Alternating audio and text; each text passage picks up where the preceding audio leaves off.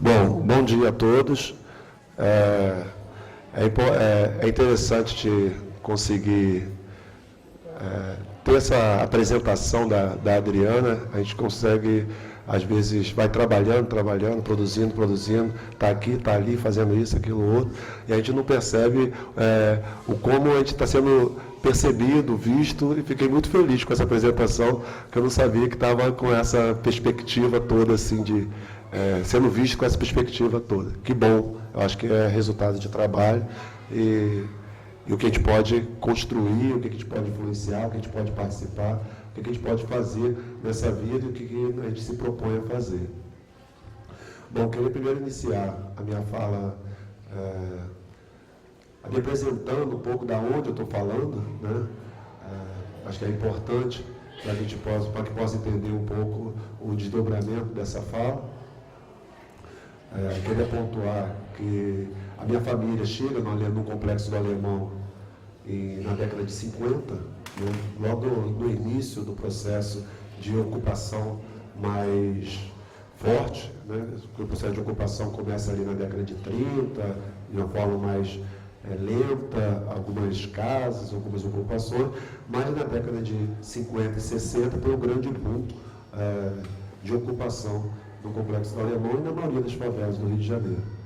Então, minha família vem de Campos, meus pais vêm noivos de Campos para o Complexo do Alemão, minha família do meu pai, da minha mãe, da irmã da minha mãe, e cada um com 10, 12, 7 filhos, né? E começou a povoar ali o Complexo do Alemão. O pessoal brinca muito, que fala que talvez a minha família seja maior que tem ali dentro do Complexo do Alemão por conta disso.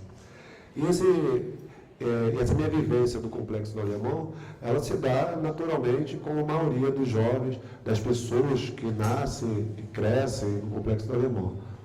Mas eu tive um tempo distanciado daquele espaço, da minha vida, no período da minha vida, que foi na minha época da segunda infância e adolescência. E eu retorno para o Complexo do Alemão quando eu consigo entrar na universidade. Eu entro na universidade tardiamente, em 97, e eu retorno para o Complexo do Alemão já de uma outra perspectiva. E aí eu vou resgatar um pouco a minha infância, mas nunca perdi. Na verdade, eu me afastei, eu não morei no Complexo do Alemão nesse período, mas todos os meus avós, parte de mãe, parte de pai, todo mundo estava lá, então não perdi a perspectiva e o diálogo com aquele território. Mas, nesse retorno, foi um retorno direto para a sala de aula dentro das favelas do Rio de Janeiro, dentro da favela do Complexo do Alemão. E isso fez uma diferença imensa, porque me fez trazer um diálogo, me colocou no espaço de diálogo que até então eu não tinha essa experiência naquela localidade. E aí o Complexo do Alemão e o trabalho nas salas de aula era um programa de aumento de escolaridade, né? Era um projeto EJA, de educação de jovens e adultos, e eu comecei a dar aula para jovens e adultos do Complexo do Alemão. A partir dali, mudou tudo, porque é um diálogo, eu me vi fazendo um retrospecto da minha própria vida, que é a vida também da maioria dos jovens das comunidades. A gente costuma chamar de a reprodução do ciclo da pobreza, né? Em que você, por diversas questões, você tem que trabalhar muito cedo, esse trabalhar muito cedo para ajudar em casa, a própria família incentiva que você tem que trabalhar, ainda mais quando você é do sexo masculino, você tem que trabalhar mais ainda, mais cedo ainda, porque é uma sociedade toda machista. Então, o estudo é segunda perspectiva, então primeiro vai trabalhar. Então eu também parei de estudar com 14 para 15 anos, fui voltar a estudar, aí fui pai com 17, fui pai com 20 de novo, voltei a estudar com 22, entrei na faculdade com 27, e aí vou para o Alemão e recomeço todo esse trabalho. Vou fazer Ciências Sociais na UERJ, e eu volto para o Alemão para fazer esse trabalho. Eu acho que é importante falar essa trajetória, porque quando eu volto para o Alemão, eu vou dar aula exatamente para jovens que abandonaram a escola porque a família precisava de ter ajuda econômica, eles pararam de estudar para ir trabalhar, estavam ali com 20 e poucos anos, tentando resgatar e voltar a estudar. E eu estava na faculdade, tinha feito esse mesmo caminho. Então, achei importante aprofundar esse diálogo. E esse diálogo ele foi avançando no sentido de o que podemos fazer coletivamente pelo Complexo do Alemão e para todos nós, para um desenvolvimento mais endógeno. Ali começou todo esse trabalho que a gente vem desenvolvendo até hoje. Então, a gente começou a trabalhar com os próprios alunos, depois com um grupo de universitários. Em 2001, com esse grupo de pessoas que estão pensando o alemão, estão buscando alternativa, a gente funda o Raízes em Movimento, né? No primeiro momento era chamado de Grupo Sociocultural Raízes em Movimento.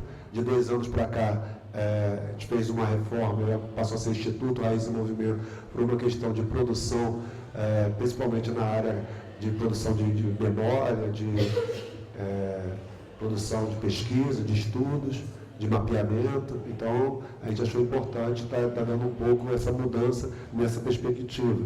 Mas a gente continua tendo uma referência de produção cultural naquela localidade também. Bom, fazendo esse preâmbulo, eu gostaria de fazer uma apresentação de um texto que eu fiz há pouco tempo.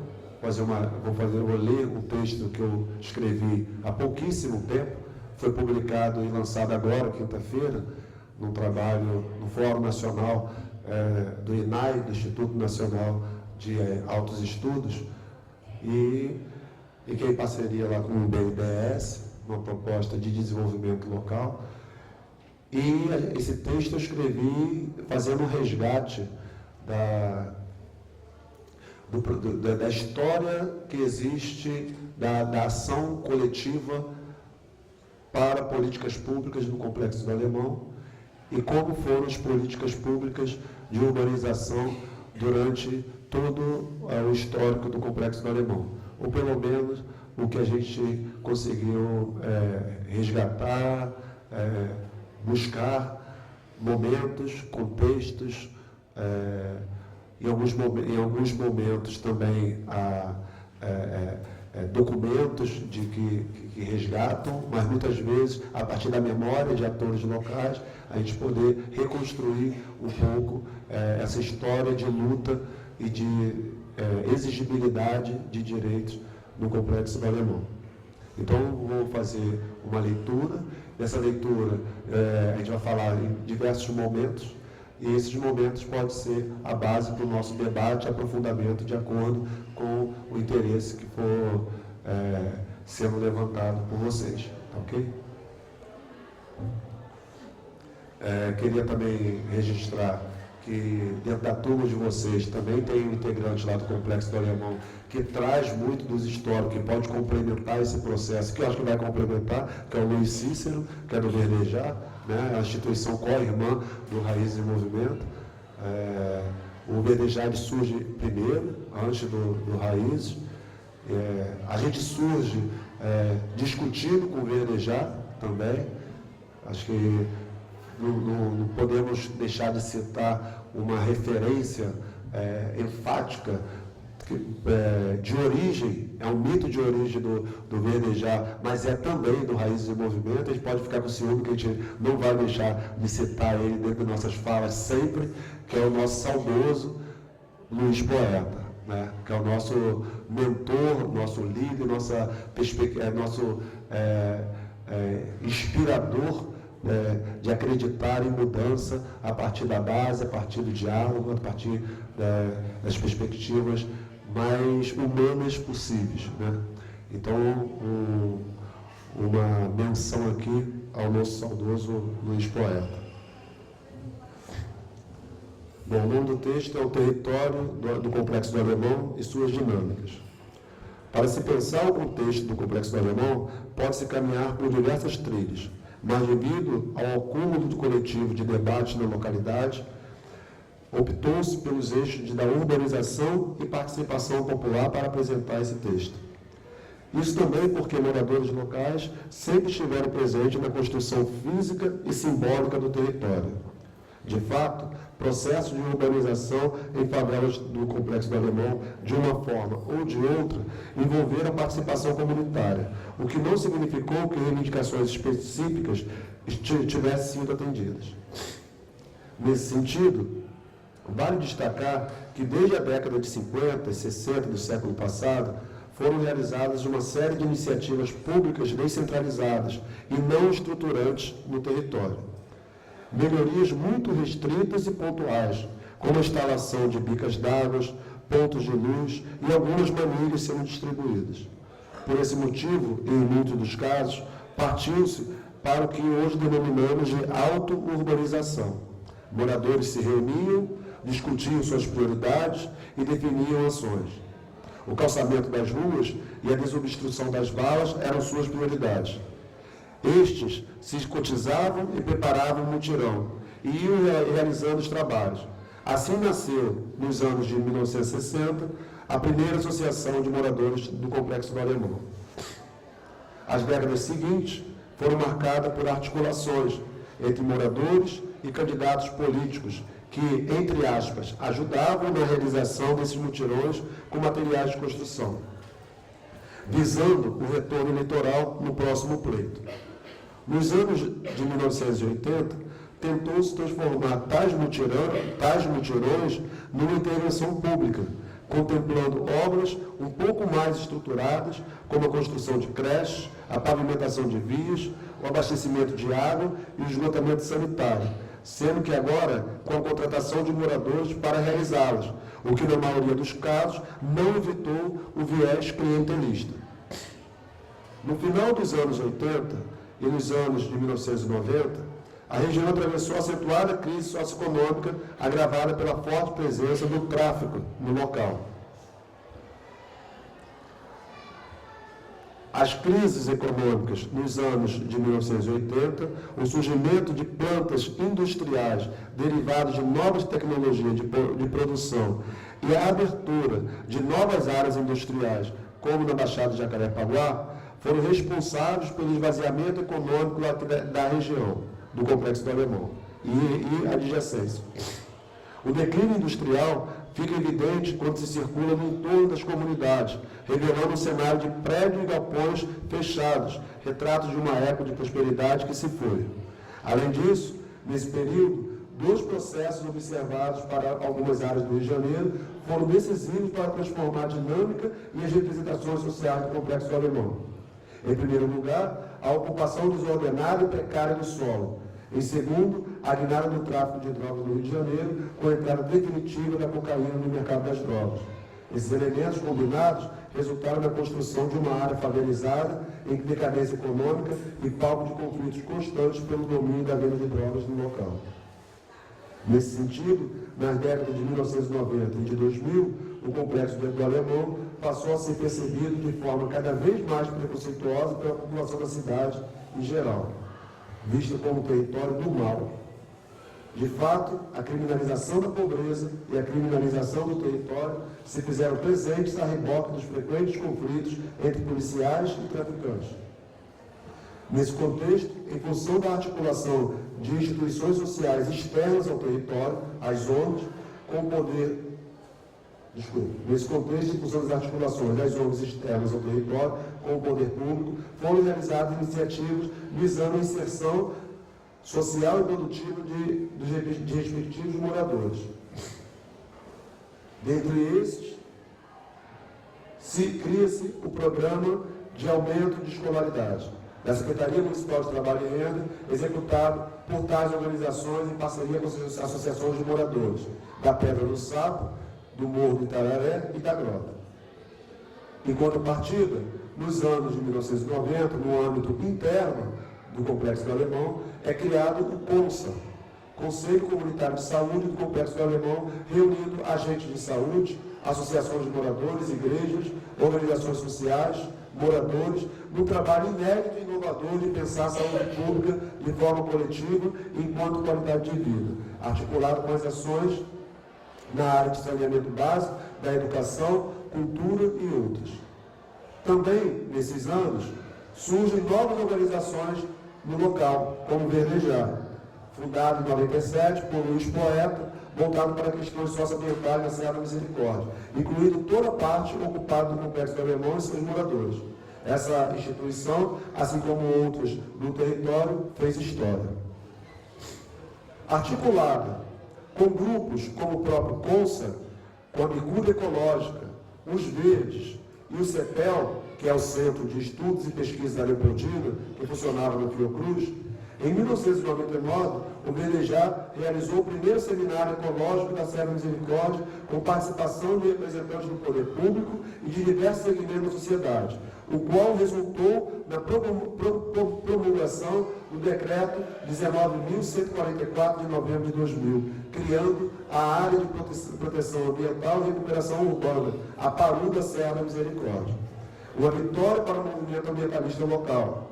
No ano seguinte, em 2001, tal movimento lançou a Carta Aberta da Serra da Misericórdia, com 27 propostas da sociedade civil para a regulamentação desta APARU, a qual não foi respondida até a atualidade. Tal comitê passou a acompanhar as primeiras discussões sobre o PAC Favelas, em 2007, com associações de moradores e o governo do Estado, com a perspectiva de ampliar o leque de escuta na localidade. Peraí, gente, desculpa. Eu pulei aqui para um texto, um pedaço. Devia até a PARU, a proposta de regulamentação, que ela não parou. Nesse contexto do movimento social, de forte mobilização comunitária, em 2006 é fundado o Comitê de Desenvolvimento Local da Serra da Misericórdia, integrado por diversas instituições do Complexo do Alemão e outras, visando a construção coletiva de um espaço que promovesse o diálogo com o poder público acerca de políticas a serem implementadas no Complexo do Alemão e no entorno desse, além da promoção de ações conjuntas e do intercâmbio entre seus participantes. Tal comitê passou a acompanhar as primeiras discussões sobre o PAC Favelas, em 2007, com a Associação de Moradores e o Governo do Estado, com a perspectiva de ampliar o leque de escuta na localidade. Em 2008, o Governo Estadual apresenta uma proposta de intervenção urbanística e o processo de participação popular por meio do PTTS, Projeto Técnico do Trabalho Social. A proposta inicial repete o plano diretor do Complexo do Alemão de 2003, concebido pela Prefeitura, com o argumento que os recursos a serem liberados no início de 2008, para o começo das obras, seriam do orçamento do Governo Federal de 2007 e, posteriormente, promoveria mudança de forma participativa, mas que precisava encaminhar logo esse projeto para o Governo Federal. Em 2008, o Comitê de Desenvolvimento Local da Serra da Misericórdia participou ativamente no trabalho social do Parque do Complexo do Alemão, o qual contemplava duas frentes principais de trabalho: gestão de impacto e desenvolvimento sustentável. A gestão de impacto dizia respeito às ações de comunicação que acompanhavam o desenvolvimento das obras, numa tentativa de minimizar impactos na rotina de moradores e comerciantes locais. Já o desenvolvimento sustentável previa a construção de forma participativa de um plano dessa natureza, contemplando o território como um todo.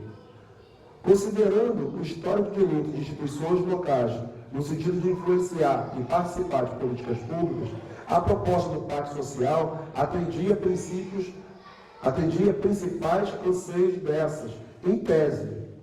Nesse sentido, o Comitê de Desenvolvimento Local da Serra da Misericórdia se empenhou em contribuir com a gestão de impactos do programa nos primeiros 18 meses até o final de 2008, quando se retirou da atividade por perceber que suas expectativas não estavam sendo mais atendidas. Na realidade, nesses primeiros meses de gestão de impactos das obras, funcionou de maneira satisfatória, até o segundo semestre de 2009, mas logo foi abandonada por estar, entre aspas, atrasando o andamento das obras. Durante esse mesmo período, foi sendo construído o Plano de Desenvolvimento Sustentável, com metas de curto, médio e longo prazo, de forma participativa.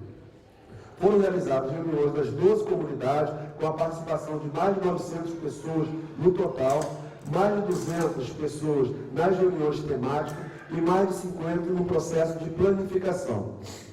A prioridade defendida pela comunidade sempre foi o saneamento básico universal, com a consciência que este traduz qualidade de vida em diversas esferas. Toda proposta construída de forma participativa de intervenção direta no projeto básico de obras não foi considerada, e o acompanhamento das mesmas não foi realizado formalmente, como havia sido previsto inicialmente. Organizações que integravam o Comitê de Desenvolvimento Local da Serra da Misericórdia e outras se sentiram contempladas com a iniciativa do Pacto Social, já que este plano foi construído coletivamente. O plano, estou falando do plano, tá? Com base na formação de consenso. Todavia, a publicação deste plano, que seria uma agenda de interlocução da sociedade civil com o poder público, não aconteceu. Ao invés disso, o governo publicou um relatório resumido que traduz intenções, mas não as ações debatidas, consensuadas e priorizadas, frustrando o conjunto de atores envolvidos.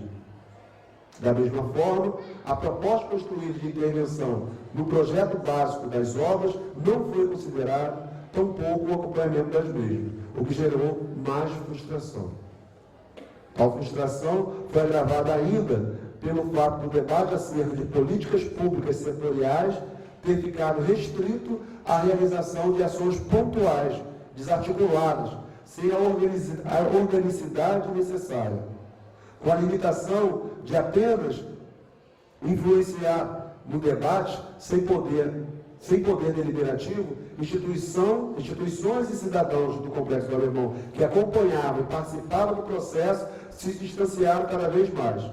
A partir daí, o Comitê de Desenvolvimento Local da Serra da Misericórdia volta a se tornar um polo de debates e de propostas de exigibilidade de direitos de participação popular.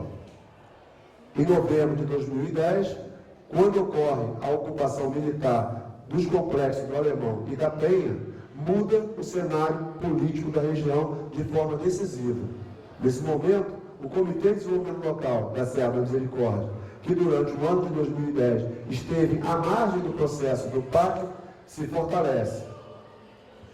Nas palavras de um pesquisador, que é o Bruno de Oliveira, ele diz: com a reconfiguração do território, o Comitê de Desenvolvimento Local da Serra da Misericórdia começa a se organizar, a ganhar força e visibilidade diante de outras secretarias, instâncias governamentais e institutos de pesquisa.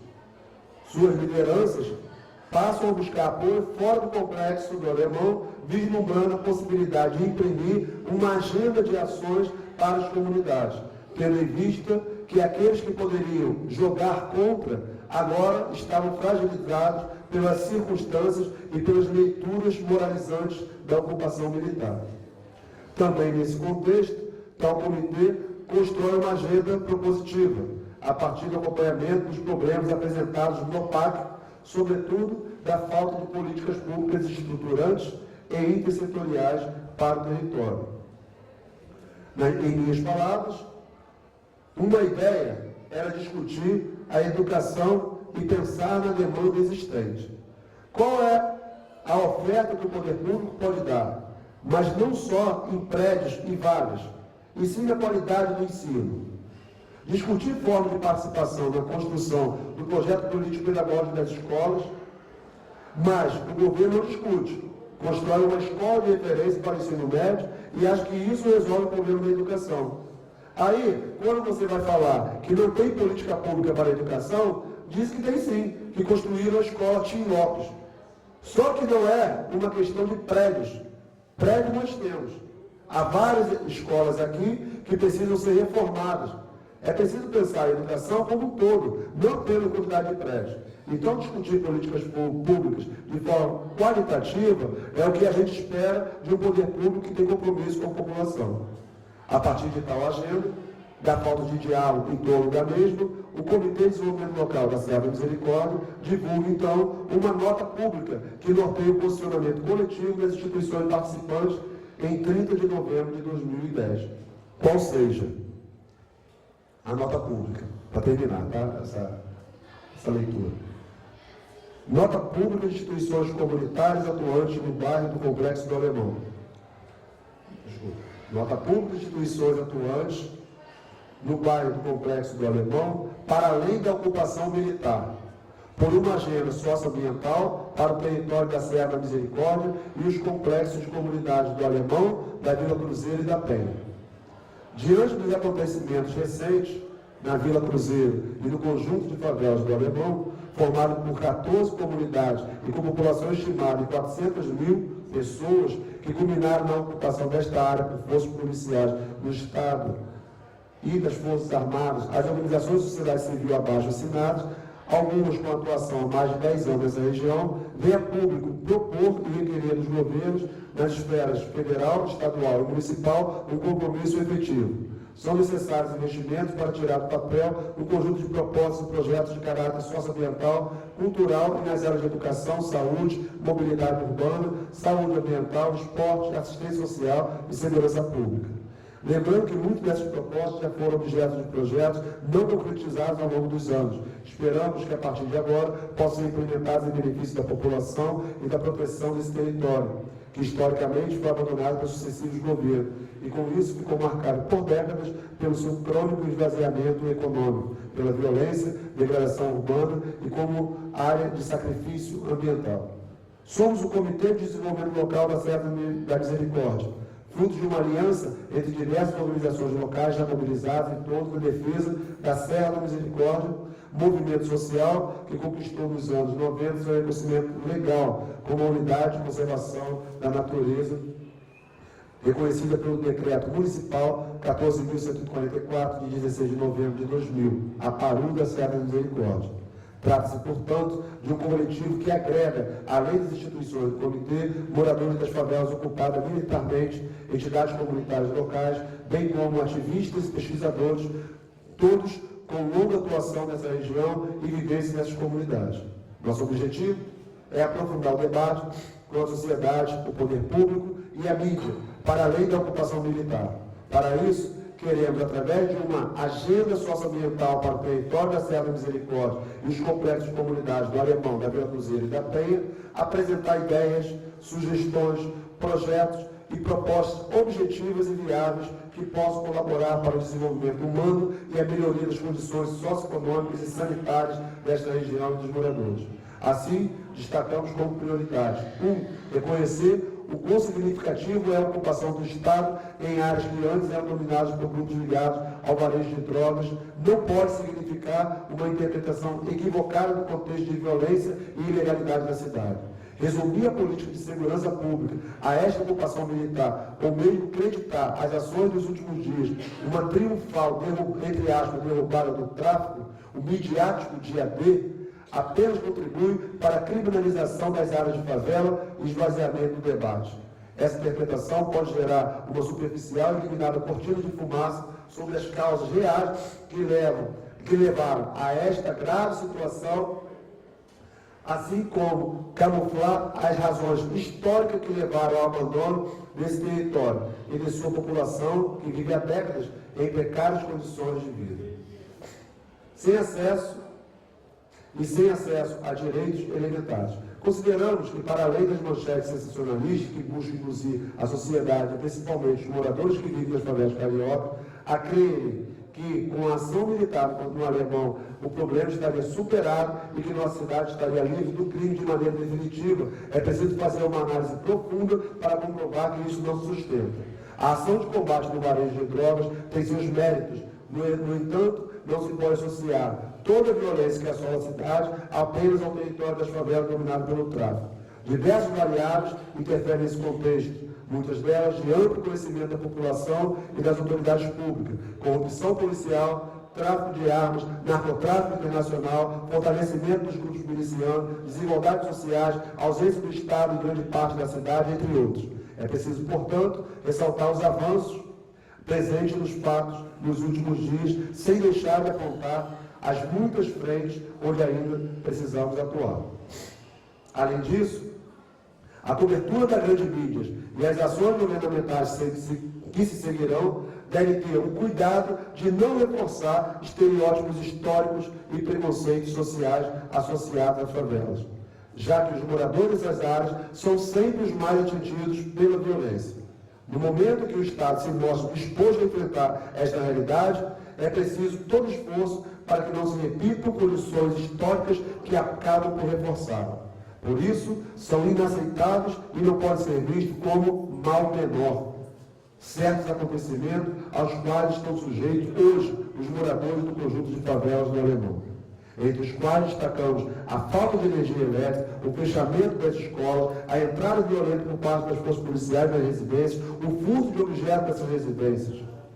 Esses fatos devem ser profundamente combatidos, prestando contas à sociedade. Por outro lado, apesar dos casos de posturas inadequadas de alguns policiais, é importante destacar que as ações nos últimos dias divergem daquilo que se viu nas últimas 2 décadas no que diz respeito à ação policial, ao menos nas favelas do Alemão.